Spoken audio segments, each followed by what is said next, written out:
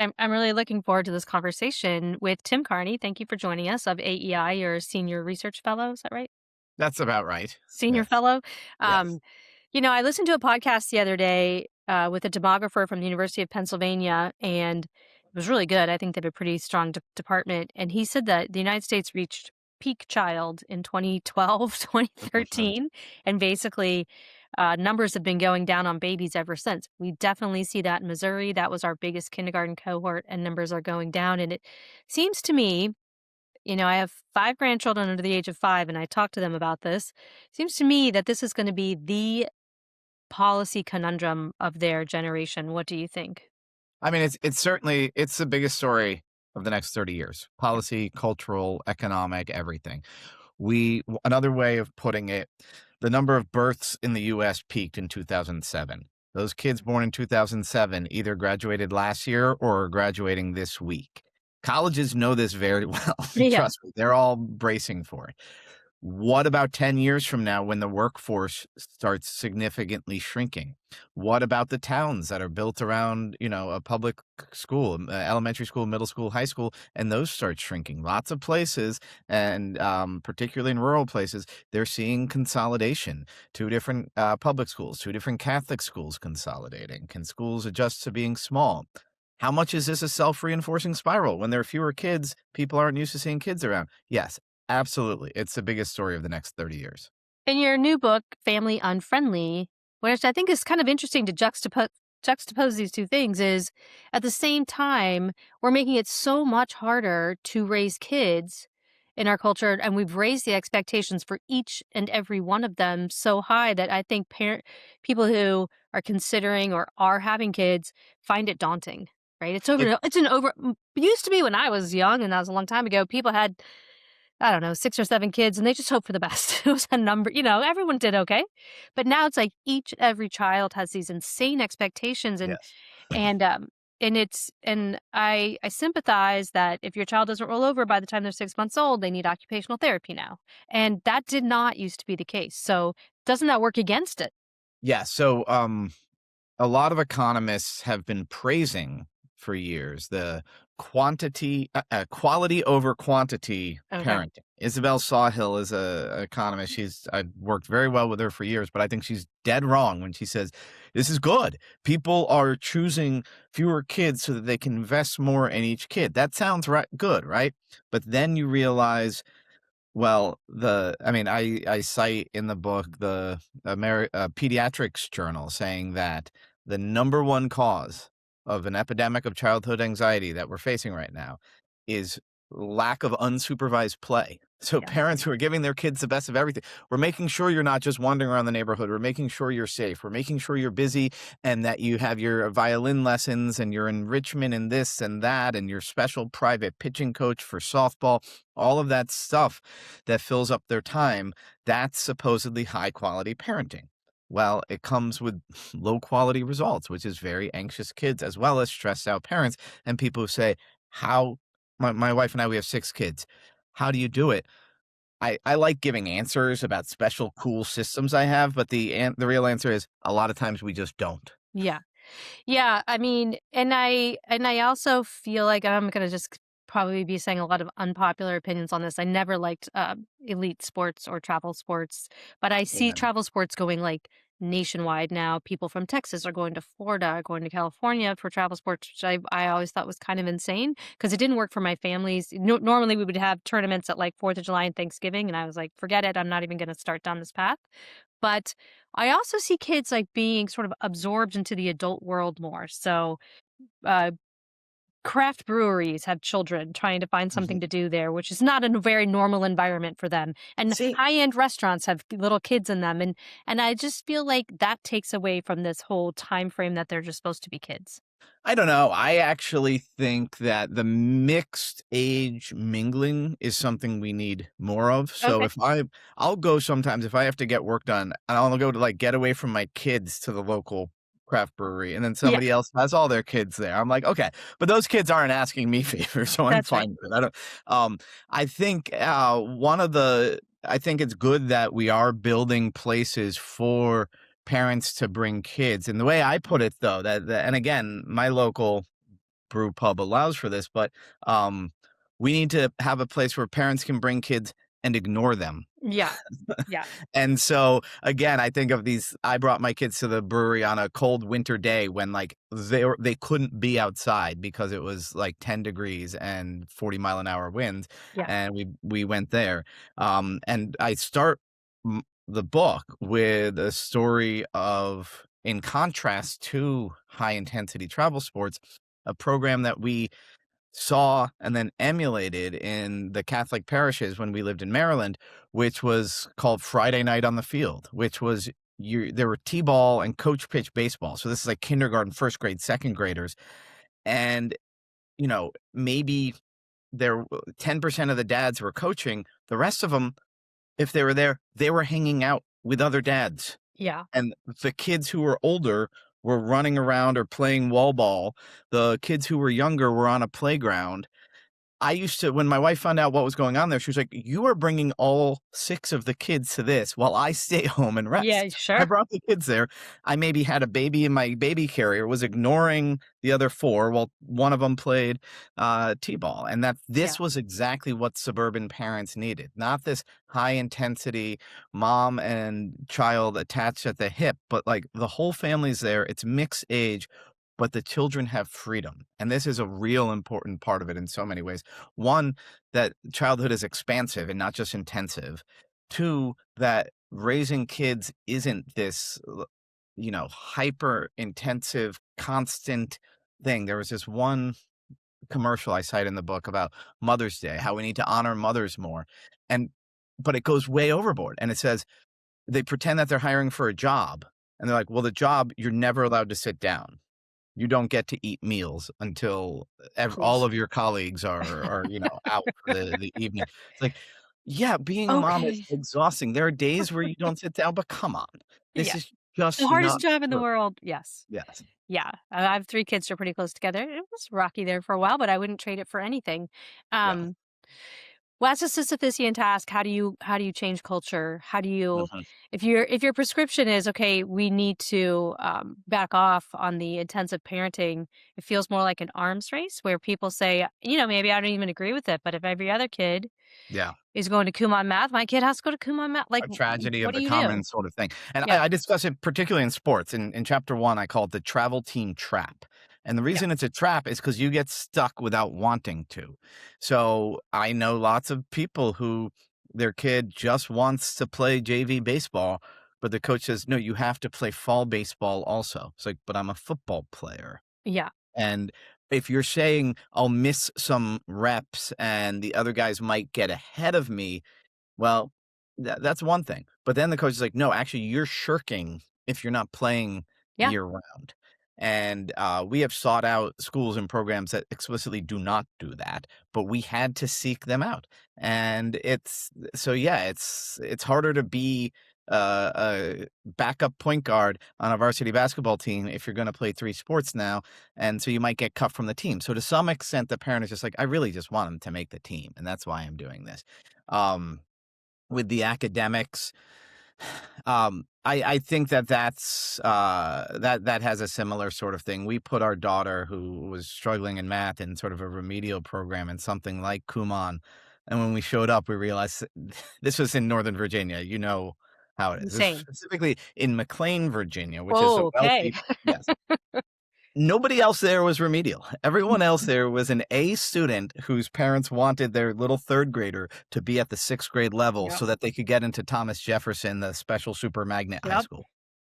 Yeah, I mean, if kindergarten's a new 2nd grade and preschool's a new kindergarten, like, how far down the line do you get? I just feel like we're overwhelming parents. You said that it's raising anxiety in kids. It's definitely raising anxiety in parents, and it's, like, making people sort of not wanna be parents. I mean, it feels very stressful right now, and, um the books and the apps and, you know, there's an app on how to a book on how to be, a more free range parent, which is, like, weird to me, you know what I mean? Like, does Yeah. somebody need to tell you how to do this? Like, And no, it just does. let them It go takes the outside.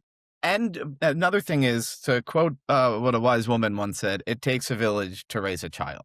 Yeah. And so being free range is easier when other people are Yeah. doing it. We used to back up to a big playground, and 9 times out of 10, my kids were the only ones there unsupervised. I actually got an email from a neighboring parent who was like, "Your kids are great." It wasn't like criticizing me. It was like, "Your kids are great, and it's great that you let them run free. Can you talk to me to help me let my kids run free?"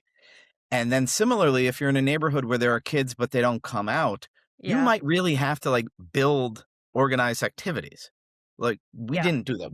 We played stickball. My mom wouldn't be like, "All right, why don't you call these 6 people to," no, we did it on our own. Well, guess what? Now the parents might have to be more involved. So it's a little bit of labor, but you connect the families, connect the kids, build the trust.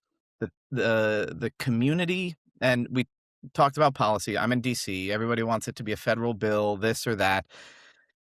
The fact is, it's a cultural thing, as I said, and the community is going to have these organic or maybe sometimes deliberate and intentional structures to help parents raise kids. The more parents who are walking around the neighborhood, the safer the neighborhood is. The more parents are that are saying, making very clear, "Hey, my kids are going out. They're supposed to come home when the streetlights turn out." The more that that's known, the safer it is. And imagine this. Remember when you and I were young, other people's parents would Got mad correct at us us. when we were wrong. Now, I have close friends that I know I can do that with, but a Yes. lot of parents say that they are terrified of Yeah. correcting someone else's kid because they have gotten screamed at by the other moms. Like, your kid was about to shove gravel down the throat of her 2-year-old sister at the playground, and well, that's my job as well.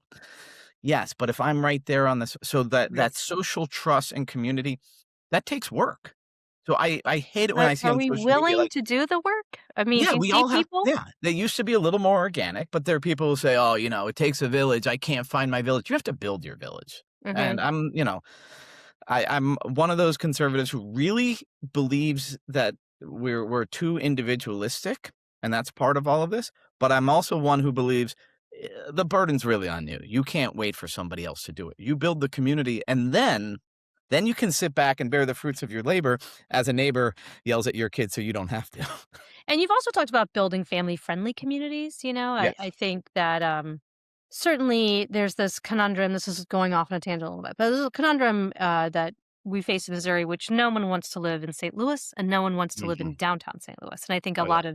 a lot of cities face that, and St. Louis is, probably on the forefront. We're top 5 of a city in decline that we're gonna serve as the example, St. Louis and Pittsburgh, Yeah. because, we hit that, death spiral with more deaths than births a while ago, and all of our demographics are gonna be, like, front end, stuff, Yeah. so people are gonna look to us.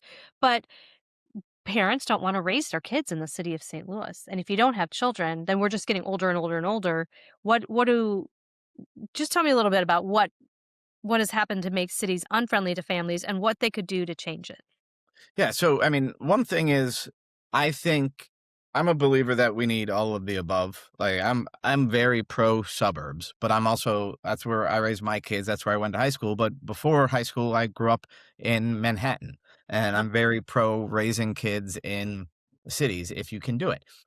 The number one thing is crime. Well, crime and Yeah. disorder. So you saw this a lot during the 2020s when people were like, who cares if people are hopping over the turnstile? Yeah. So what if people are smoking pot? That homeless guy sleeping on the corner isn't gonna, all those little things that adults can, maybe they shouldn't, but can turn a blind eye to are disturbing to kids and disturbing to parents. So crime and disorder needs to get put in its proper place. But then also, and this is something that where liberals tend to be better than conservatives, walkability and public amenities. So I don't mean my ability to walk to work or my ability to walk to my favorite cocktail bar. Those are nice, but come on. What I really mean is my kid's ability, my ability to walk my baby in a stroller to some place nice, and then my 8-year-old and 10-year-old's ability to walk together to a cool park, more importantly, to walk together to their friend's house. Yeah. Cities can do that just as better, in fact, than suburbs to some extent, because they can How? put in those amenities, which are playgrounds, parks, Yeah. other things like that. And so that means traffic. Like, cars have to slow down. This is Yeah. something I'm really studying now at AEI is the federal government has a walkability index, and it's laughably bad. To give you an idea, it's published by the EPA. Sure. So this doesn't It's actually about show car you. exhaust or Yes, yeah. it doesn't actually show you, can your kids walk somewhere without getting run over by a car? So we're trying to see if there's a way to improve this kind of thing. And so that's part of the built environment. That's explicitly a government duty. Are the roads too wide? Are the cars too fast? Are there crosswalks? Are there trails? Because once you can let your kids walk around, them not get run over by cars and not run into meth heads, then their childhood is so much better and your family life is so much simpler. And what about safety? Did I see I think it was you, like, mentioning, like, setting up safety zones within which families could have some reasonable degree of comfort that, that police respond, that crime is being attended to. I mean, Yeah, I mean, a big part, all of childhood, all of raising kids is like, in my view, is you want to give them a sort of a walled garden and let them free in yeah. that garden, and then every year that garden gets bigger, and then at some point you realize the walls are gone and they're out in the world, um and so for me, again, this was a back campus at St. Bernadette's and St. Andrews, the parishes where we had these things. The kids were running free, but like there was Un unless it was the type of kid who was gonna run into traffic, and there are those kids, and probably some of your viewers and listeners have a kid who they know is a flight risk, but in general, they were gonna be safe. When I would, like, leave my kids alone in a museum, I tell the story of my son, Sean, who 3 times I've just, like, totally lost him, but it was always in, like, a botanical gardens or a museum or someplace else where somebody's gonna be like, "Hey, you, Yeah. why are Who are you you with? 4-year-old?" Yeah, and then slowly, expanding that realm of freedom, and, you can walk around the neighborhood, but you can't cross over Route 50, and then slowly it gets bigger and bigger, but again, community norms is really what makes that possible, to be like, "That 2-year-old shouldn't be walking down the street. That 6-year-old is fine." But haven't we, kind of ruined that with basically the 24-hour news cycle where everybody believes that their Yes. children are at risk of being stranger abducted at every moment? Yes, and so this is part of the problem I run into when I say we need to be able to be set free to run around like we Gen Xers were. People say, "Well, it's so much more dangerous now."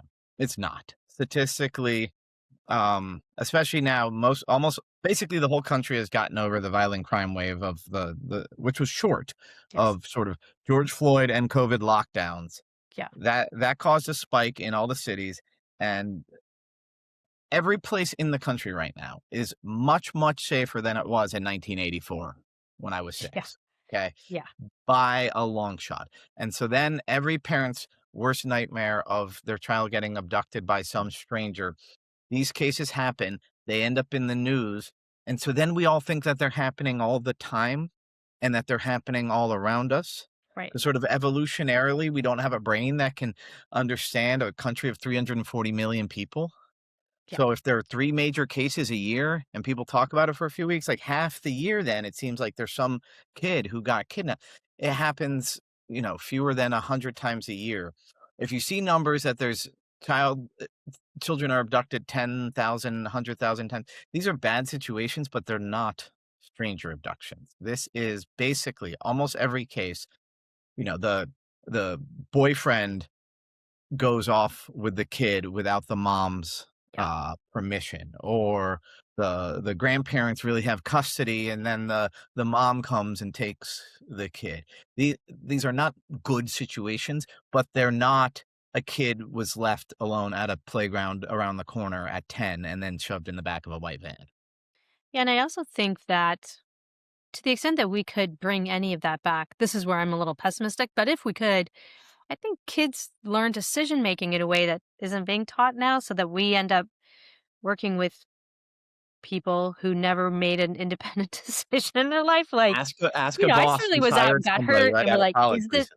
am I hurt enough to go home? Am I hurt enough to keep going?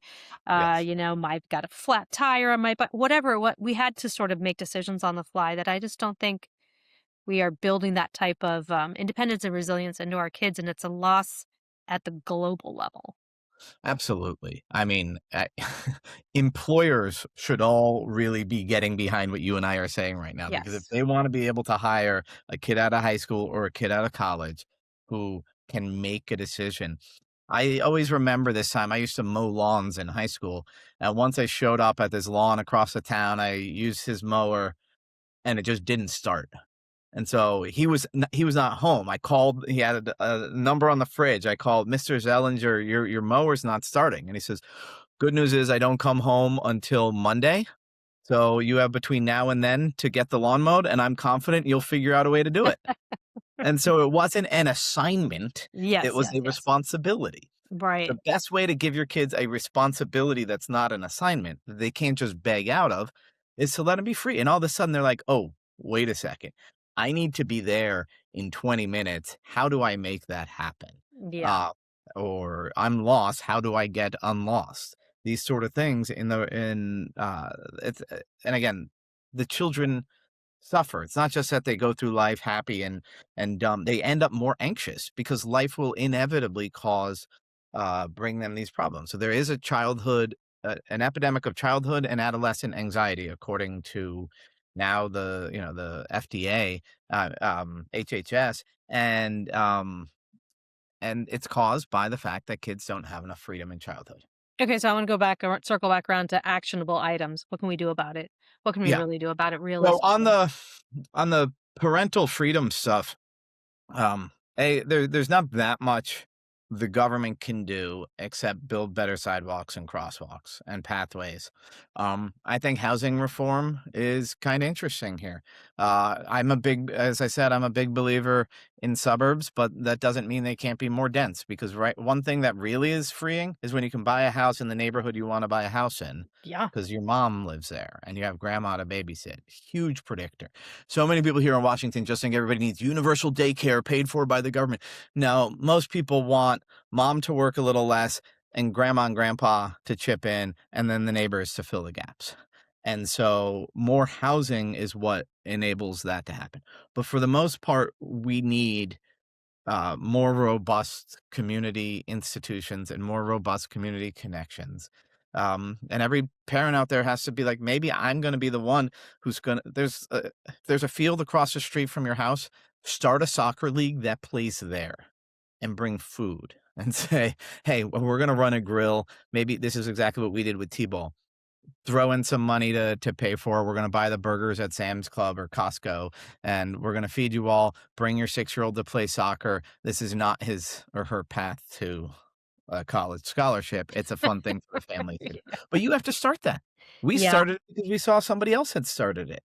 And so really a lot of this is gonna be on an individual level. There are on supporting families, there's lots of debate about child tax credit, a a lot. baby bonus, universal childcare, mandatory, uh, requiring employers to give Leave. parents parental leave.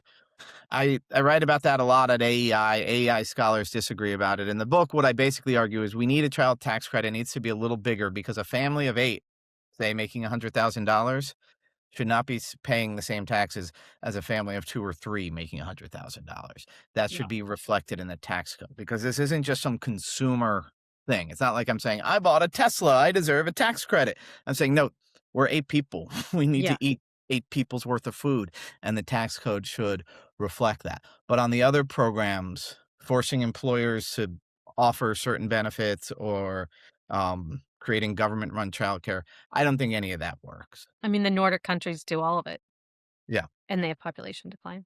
They have worse population decline than we did. There was some slight uptick, and one of the arguments I make is that subsidized childcare is not really a family subsidy, it's a work subsidy. Yeah. And you will notice as these things bubble up, who's lobbying for it. It's going to be the Chamber of Commerce is Yeah. going to be saying yes. That's because I'm fundamentally like a family guy. I think we need work. Part of sort of fulfilling our human dignity is doing work, but that doesn't always have to be paid work. So in the book, I defend stay-at-home moms and dads. Um, but I really think that our society should be oriented around families. Now that's a little sort of heretical these days because, well, what if you choose not to have a family? Then fine. There's always been people who chose not to have families, but that doesn't mean that can't be the central organizing principle of our culture. More people now are choosing not to have families, right? And I think a lot of cities are pursuing those people. They're pursuing Yes. the childless professionals with, Well, Topgolfs and, the loft apartments. tax if I had a local official, and I quote him in Family Unfriendly, saying, "Families are a cost. Businesses are an asset." Which is families come in, yeah, they pay income taxes and they pay property taxes, but then they require sewage, they require schools, they complain that the playgrounds and the sidewalks are out of businesses are mostly revenue, but then that single person, right? Both Washington D.C., they've explicitly said in D.C., like, we don't just want anybody to move in, we want the college educated 22 to 28-year-old, meaning a person who gets to spend every dime of Yeah, his or her disposable income in the restaurants and bars and shops in DC. And if you look at the housing that they're building in the city of Falls Church right near me, it's all studio and one bedroom because that's what the local government wants is more singletons who go out and spend their money. Sometimes we do stuff that's really bad for the economy here. My yeah, wife, she'll make homemade dinner. yeah. We almost never go out, right? Like a lot of our activity isn't even, we're not paying any travel sports coaches where kids are just playing wiffle ball. All of that's horrible for the economy. City Falls Church used to be such a big attraction for for families because of the schools, and I've seen it recently, the shiny buildings going up, and I'm shocked by it, but, I that's mean, I think interesting it's to good me. to build more housing, but if what that does is if that helps not to get like generational here, but if it helps the boomers sell their single family homes to move into Yeah, those apartments, yeah, then it frees up family housing. And so yeah. this is this really complicated thing. We need more housing, but just like so many of the YIMBYs just want these massive apartment buildings with as many apartments as possible. That's family unfriendly. What Yeah. we really need, in my opinion, is slightly more dense suburbs, a starter home that somebody can buy. That's basically impossible to build, especially in a high cost area like this, or in the nice suburbs you have around St. Louis and Kansas City, etc. You're They're not not building going them. you're not gonna build them because the regulatory overhead, it's like, I build a single family house and sell it for 100 and for $200,000? Come on, that's not No, worth it. they're I'm either doing the gonna build a 600s. McMansion or an apartment building. And Yeah. so getting rid of a lot of the regulations that make it impossible to build a starter home, that's one of the best things that states and counties can do. Well, I really appreciate you coming on to talk about it. It's a thorny issue. I think that countries that have really tried their best to encourage people to have more children haven't been successful. And I do Mhm. think where we started this is going to be one of the biggest policy conundrums of the next few decades. And I think the earlier we start talking about it, like I've been talking about it for at least 5 years in Missouri. Like Yeah. we just had our smallest high school graduating class 2 years ago. That is a fact. And people have said, where'd the people go? I'm like, they didn't go anywhere. The babies haven't been born, and we need to get used to it so that we can start thinking about how to solve it. And I love a lot of your ideas, and I really appreciate. I mean, I can go on forever about kids today and all the craziness of that stuff, but we got to think about solutions to this because if it feels overwhelming to have children, then people won't have them. That's exactly right. So family unfriendly. Family Quali unfriendly. and your other book was Alienated America, which is about the alienated. collapse of community, which is upstream from this Yeah, problem. lack social capital and all of that. I think these are Yeah. gonna be some of the most important issues we can think about going forward, and I just really appreciate you coming on to talk about them. Thank you. My pleasure.